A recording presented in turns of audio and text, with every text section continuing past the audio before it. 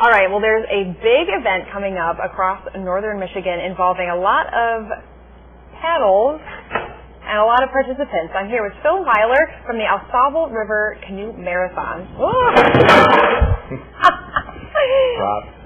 so tell us about the event. Well, next Saturday night in Grayling, downtown, 9 o'clock, will be a Le Mans-style start for 75 teams to run to the river with their two-person canoes, and then they will paddle 120 miles to Oscoda, non-stop through the night, and have to portage 6 hydroelectric dams. And how long does this take for most of them? Well, I mean, the winners will probably get there around the 15 to 16 hour mark, it goes all the way up to 19 from there. They will paddle 60 to 70 strokes a minute. Wow. All night long. Oh my goodness. What can you do for that long of a period of time? That's crazy. We got some video from previous years. Yeah. Well, like I said, these guys, they'll have about 100 hours worth of training in. Okay. And so they have everything ready, as far as their training capabilities.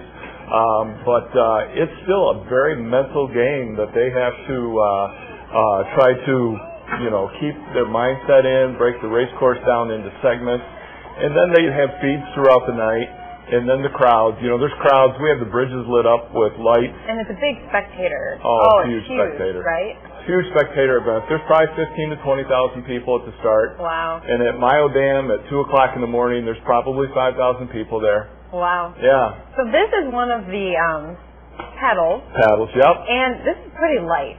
Yeah, now. It's a carbon fiber and it's technology, obviously, but it's pretty light right now. But after 16 hours, I'm pretty sure the paddlers don't even want to look at it, feel it, and it feels like a bunch of bricks. So, yeah, feels good now, feels good on the runs, but towards morning and Sunday in Oscoda, it's pretty heavy. And tell us about the finish line. When people finish this amazing overnight aquatic journey, what do they feel like? What's the emotions that's going on? Most of us can relate to accomplishment, and regardless of the time, a lot of it is just them versus the river. And getting to that point, at the finish line, is kind of like all that training, all that year-long, preparing is finally like your aha moment. You're here.